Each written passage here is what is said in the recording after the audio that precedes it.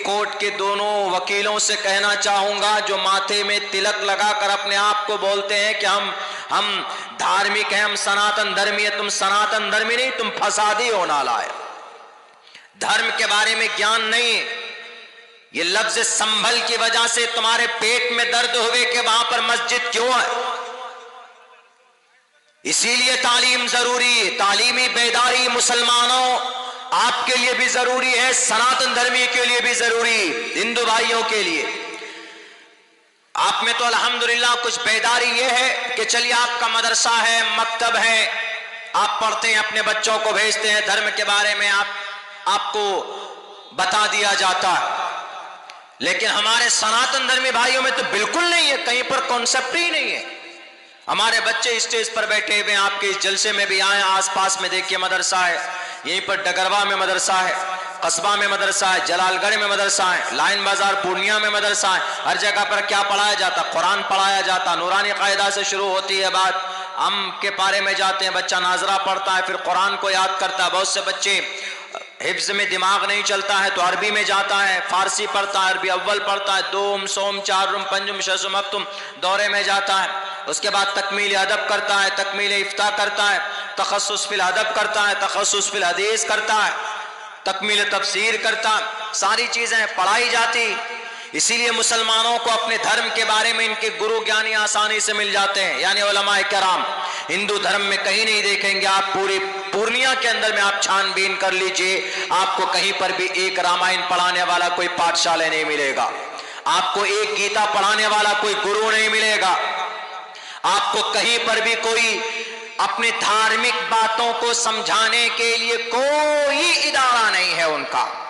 बस जो बातें कह दी गई पूर्वज से पुरखों से चली आ रही है, बस उसी को पकड़ लेंगे, लेकर बैठ जाएंगे, उसके बाद चलो कार्रवाई शुरू करो।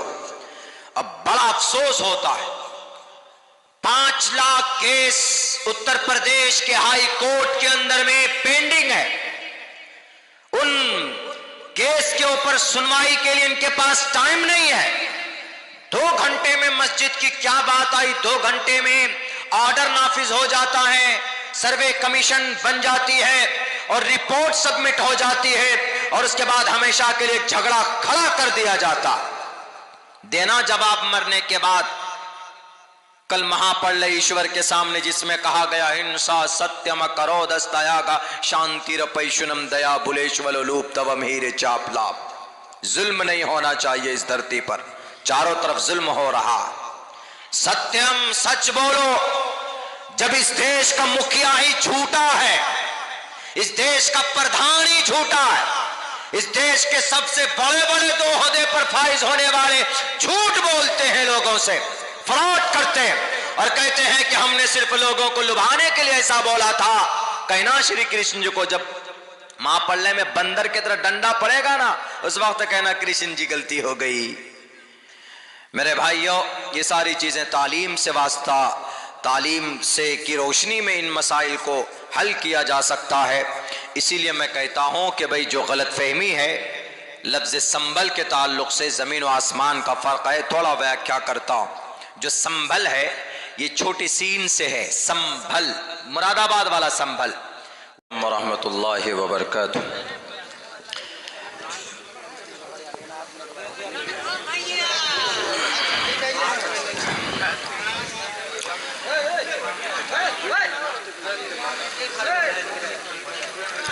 नहमदुहु व नुसल्ली व नुसल्लिम अला रसूलिहिल करीम, अम्मा बाद। फ़अऊज़ु बिल्लाहि मिनश शैतानिर रजीम, बिस्मिल्लाहिर रहमानिर रहीम।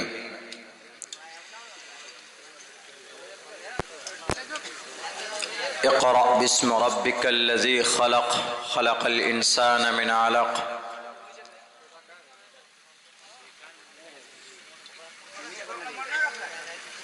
In the name of Allah, the most gracious, the most merciful. My Lord, expand me, my breast is my task for me. Remove the impediment from my speech so they may understand what I say.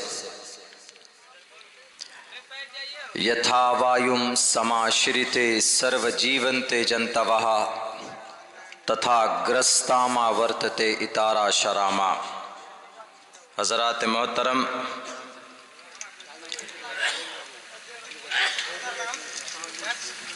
जलसे की बिल्कुल आखिरी कड़ी और ये जलसा इसका आखिरी वक्त भी है।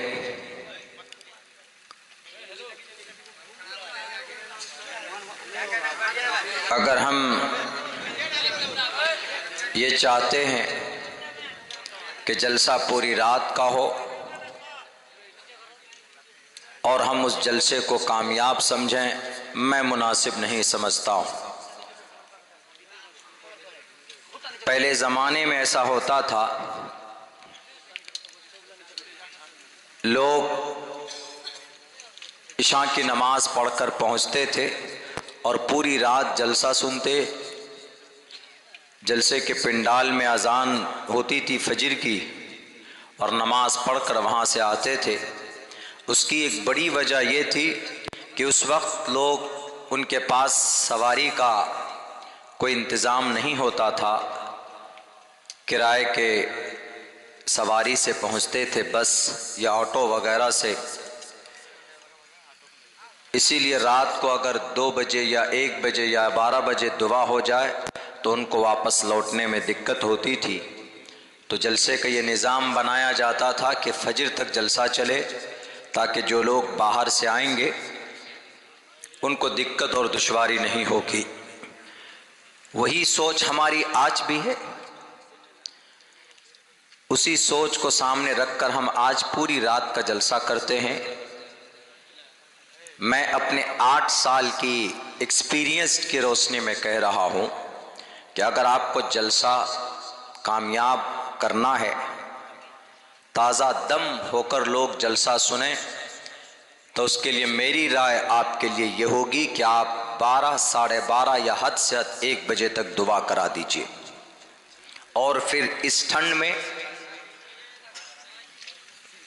देर रात तक जलसा पॉसिबल नहीं है, वो तड़प नहीं है। आप यहीं पर दूसरी महफिल सजा दीजिए, डांस और चैरिटी शो वगैरह। अभी देखिए पूरी रात तक लोग खड़े रहेंगे, सुनेंगे उसको। लेकिन जलसा दीन का काम है, दीनी बात समझने के लिए एक वास्ता है, एक जरिया है। इसमें लोगों की रुचि कम होती है, दिलचस्पी कम होती है। इसीलिए आइंदा कभी भी जलसा करें तो लंबी फहरिस्त ना हो, महदूद मुकर्रर रखें और मुकम्मल वक्त दें। और नींद की हालत में आप जलसा ना सुने। 12-1 बजे तक जलसा करेंगे तो इंशाअल्लाह वह जलसा कामयाब होगा। अब यहीं पर बताइए, वक्त तकरीबन 2, सवा 2 बजने को है। इस वक्त तो जो सड़क पर ड्राइवर, ट्रक का ड्राइवर होता है, वो भी अपनी गाड़ी खड़ी करके सो जाता है, इसलिए कि नींद पर काबू पाना इस वक्त बहुत नामुमकिन है। तो आप फिर यहाँ अल्हम्दुलिल्लाह बैठे हैं इस पिंडाल के नीचे, हवा नहीं है तो नींद का जोर होगा। बस यही मेरी गुजारिश है। अभी तक हमने जितने भी प्रोग्राम में मेरी शिरकत हुई इस नवंबर और दिसंबर में, 12, साढ़े 12 तक काफ़ी जलसा हो जाता है, दुआ हो जाती है और लोग अपने घर को जाते हैं और फजर की नमाज अजान के बाद पढ़ते हैं। नमाज पढ़ना फ़र्ज़ है, जलसा करना फ़र्ज़ नहीं है। अगर आपकी नमाज छूट गई तो अल्लाह कल क़यामत में पूछेगा। अगर आपका जलसा छूट गया या आपने जलसा नहीं किया तो अल्लाह आपसे नहीं पूछेगा। यकीनन उन्वान आपने बहुत अच्छा है, आपका तामीर मस्जिद और तालीमी बेदारी बहुत अच्छा है, मगर इस बात का ख्याल रहे अभी 3 बजे तक अगर ये जलसा चला, दुआ हो गई, लोग जाकर सो गए, फजर की नमाज क़ज़ा हो गई, तो आपका ये जलसा आपके लिए निजात का जरिया नहीं बल्कि आपके लिए वबाल जान बन जाएगा। इसीलिए मेरे भाइयों, मुमकिन है ऐसा हुआ होगा आप लोगों ने अच्छा ही समझकर ये तरतीब दी होगी, आपकी अच्छी सोच होगी, आपका मंशा कोई गलत नहीं था, लेकिन कभी कभी ना तजुर्बे की वजह से इस तरह के हालात पैदा होते हैं। हम में से अगर किसी से मशवरा करते कि मौलाना कितने बजे तक रात को प्रोग्राम करें, तो चूंकि डेली हम लोगों का प्रोग्राम होता, हर दिन, आज यहाँ है कल हम लोगों का बांका में प्रोग्राम होगा, वही बांका की धरती पर 1 बजे तक दुआ हो जाती। पिछले दिनों हम लोगों का प्रोग्राम यही इधर किशनगंज के एरिया में, चंपारण की धरती पर, इससे पहले उत्तर प्रदेश, उत्तराखंड, हिमाचल वगैरह उन सब इलाकों में जाना हुआ, तो रात को हद है 12 बजे तक दुआ हो जाती थी। तो मेरे भाइयों, जो चीज़ें ज़रूरी है, जो चीज़ें जिस लिहाज से जिस दर्जे की है, उसी में रहकर और उसकी शान के मुताबिक हम करेंगे तो इंशाअल्लाह तबारक व तआला हमें दिक्कत और परेशानी नहीं उठानी पड़ेगी। इसीलिए आइए, दावत तो दी गई है, इसी निस्बत पर कुछ बात करते हैं। एक तो तामीर मस्जिद और एक तालीमी बेदारी, दोनों पर मुख्तसर बात करके अपनी बात ख़त्म करता हूँ, इसलिए कि आप भी इस हालत में नहीं हैं। मेरी तकरीर रिकॉर्ड हो रही है ताकि इनके भी प्लेटफॉर्म से हमारी कुछ बातें लोगों के बीच पहुँचाई जाएँ। बल्कि हम तो ये समझते हैं कि शायद 50, 60, 70 मोबाइल वाले हैं, आपसे कहीं ज़्यादा इनका मजमा है। कुछ जगह तो ऐसा होता है कि लोग कम होते हैं, मोबाइल ज़्यादा होता है, और हमारे सीमांचल में ये ज़्यादा है। हमारे पूर्णिया और किशनगंज और कटिहार की और अररिया, इन चारों डिस्ट्रिक्ट में लोगों की तादाद कम होती है, मोबाइलों की तादाद ज़्यादा। वो लोग रिकॉर्ड करके प्रोग्राम को कवर करते हैं, उसको नश्र करते हैं। अल्लाह इनकी भी नीयत के अंदर ईमानदारी दे और प्यूरिफिकेशन दे, अच्छी और सच्ची नीयत के साथ दीन की तबलीग व इशाअत के लिए काम करने की तौफीक अता फरमाए। तामीर मस्जिद बहुत ज़रूरी है। मस्जिद की तामीर हमारे लिए यकीनन ज़रूरी है, लेकिन उससे पहले, बिफोर कंस्ट्रक्शन ऑफ द मस्जिद, मस्जिद की तामीर से पहले खुद का नमाजी होना ज़रूरी है। ईमान लाने के बाद सबसे पहले जो जिम्मेदारी आयद होती है एक मुसलमान पर, वो ये कि वो मुसलमान 5 वक्त की नमाज की पाबंदी करेगा। ये हम नहीं कह रहे हैं, ये अल्लाह का कुरान कहता है, अकीमुस्सलाह, क़याम नमाज, नमाज कायम करो। नमाज पढ़ने के लिए नहीं कहा है, नमाज कायम करने के लिए कहा।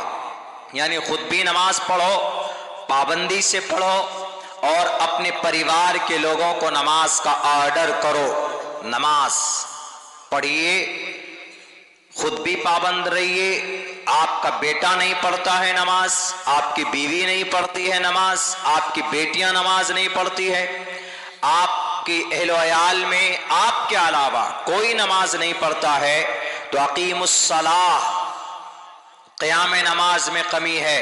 अगर आप ये चाहते हैं कि हम सिर्फ नमाज पढ़ लेंगे, चले जाएंगे और हम जन्नत में दाखिल हो जाएंगे, ऐसा नहीं। आपसे सवाल होगा कि आपके घर में लोग नमाज नहीं पढ़ते थे, तो आपने उनके लिए ऑर्डर किया कि नहीं किया?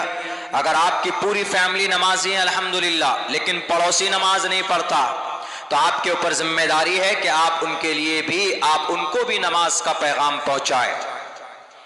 नमाज दुनिया की सबसे बेहतरीन तरीन इबादत है। मेडिकल साइंस ने यह रिसर्च किया कि नमाज पढ़ने से किसी भी आदमी को, अगर कोई आदमी नमाज पढ़ता है, तो आज तो लोग सूर्य नमस्कार के जरिए, योग के जरिए से अपनी बॉडी की फिटनेस ठीक करना चाहते, लेकिन कुदरती तौर पर नमाज एक ऐसा एक्सरसाइज है कि इसके अंदर बहुत सारे फवाइद हैं। आप मेडिकल साइंस की सर्वे और उनकी रिसर्च रिपोर्ट पढ़िए तो आपको पता चलेगा कि अल्लाह तबारक व ताला ने नमाज के अंदर दुनियावी एतबार से कितने सारे फायदे रखे। यहां तक कि हम लोग टोपी ओढ़ते, टोपी का फायदा है। नमाज में हम लोग उठक बैठक लगाते हैं, रुकू में जाते हैं, उससे नसें कमजोर जो नस होती है वो नस अपनी जगह पर ठीक होती। आप जब सजदे में जाते तो उससे बॉडी के अंदर, दिमाग के अंदर ब्लड का सर्कुलेशन पहुंचता। बॉडी और ब्लड का, बॉडी के अंदर ब्लड फ्लो तेज होती है, उसकी रफ्तार तेज होती है। अगर आदमी की जिस्म के अंदर कहीं पर खून कम पहुंचता है तो सजदे में जाने की वजह से पैर से लेकर सर तक, जो कि आदमी पूरे दिन बैठा रहता है, खड़ा रहता है, तो उसके ब्लड उसके पैरों में आकर जमा हो जाते हैं, कमर से नीचे के हिस्से में, और फिर जाकर सर में दर्द और बीमारी पैदा होती, आदमी परेशान होता है। लेकिन जब वही बंदा 5 वक्त नमाज पढ़ेगा, सर को झुकाएगा, एंड टू बो देयर हेड, अपने सर को झुकाएगा, जमीन पे टिकाएगा, तो जो बॉडी के अंदर जो ब्लड नीचे जमा हुआ था वो पूरा का पूरा दिमाग मर और सर पर पहुंचता है। उसका सर का दर्द अगर कभी खत्म नहीं होता है तो डॉक्टर से पूछिए कि वो आपको कैसा एक्सरसाइज बताता।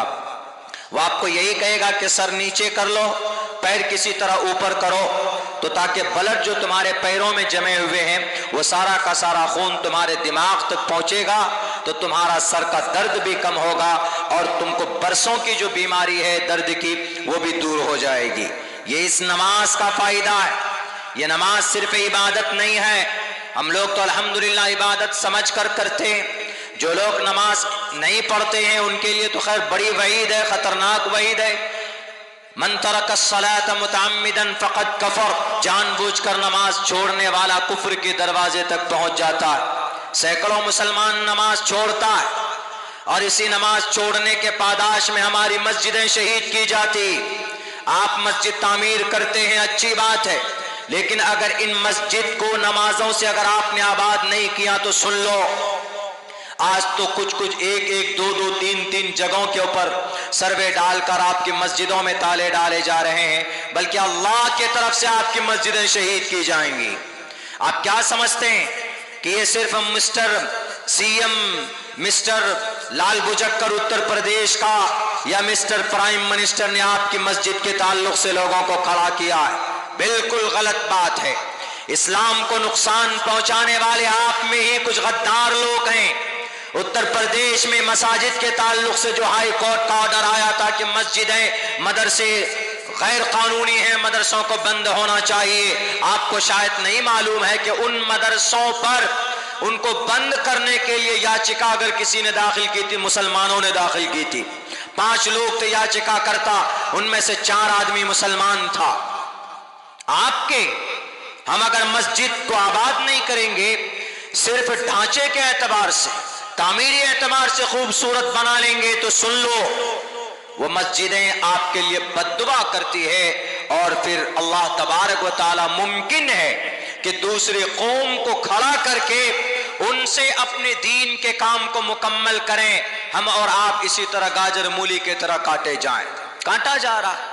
जब बैतुल्लाह शरीफ के ऊपर उसका ढांचा बनाकर डांस करवाया गया, बैतुल्लाह, काबतुल्लाह, पूरी दुनिया के अंदर सबसे ज्यादा पवित्र तरीन जगह अगर कोई है तो काबतुल्लाह है। उससे ज्यादा मोहतरम जगह कोई नहीं है, जिसे हम लोग काबा बोलते हैं। काबे के माने उठा हुआ होना, काबतुन उठना, चूंकि जमीन से वो हिस्सा उठा हुआ है, ज्यादा ऊंचे पर है, ब्लैक रंग का है, वह तो एक कवर है, वरना चौकोर वो मस्जिद है। और उसी मस्जिद के ऊपर 7वें आसमान पर बैत मामूर है, जहां पर 70,000 फरिश्ते डेली इबादत करते। एक दिन जिसका नंबर आता है बाकी फरिश्तों का नंबर नहीं आता।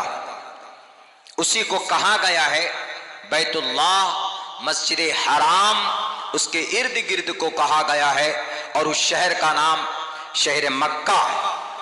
उसी पवित्र तरीन, उससे मुबारक जगह कौन सी हो सकती? यही वो मक्का है, यही वो शहर मक्का है जिसके बारे में संस्कृत में शंबल गराम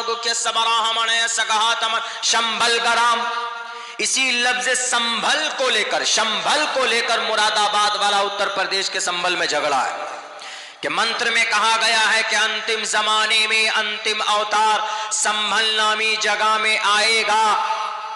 और ये संभल तो भारत के अंदर एक ही है, वो मुरादाबाद में है। और जिस मुरादाबाद में ये संभल है, उस संभल शहर में कोई बहुत बड़ा भव्य मंदिर नहीं है। तो कल की अवतार अवतरित कहां होंगे, अवतार कहां लेंगे, कहां पर जन्मेंगे वो? तो इसलिए उन्होंने यही कोशिश की कि ये जो मंदिर, ये जो मस्जिद है आलीशान, इस मस्जिद पर कब्जा करो और इस मस्जिद को शहीद कर कर तोड़कर इसके ऊपर हम अंतिम अवतार की जगह हम वार करेंगे, उनके लिए मंदिर बनाएंगे। इसी लफ्ज को लेकर यह झगड़ा है। हालांकि ये लफ्ज शंबल गराम शहर मक्का के लिए बोला गया है। शंबल गराम गुख्य सबाराहमणय सगहा तमन भवने विष्णु यशशा कल की प्रादुर्भविष्यति।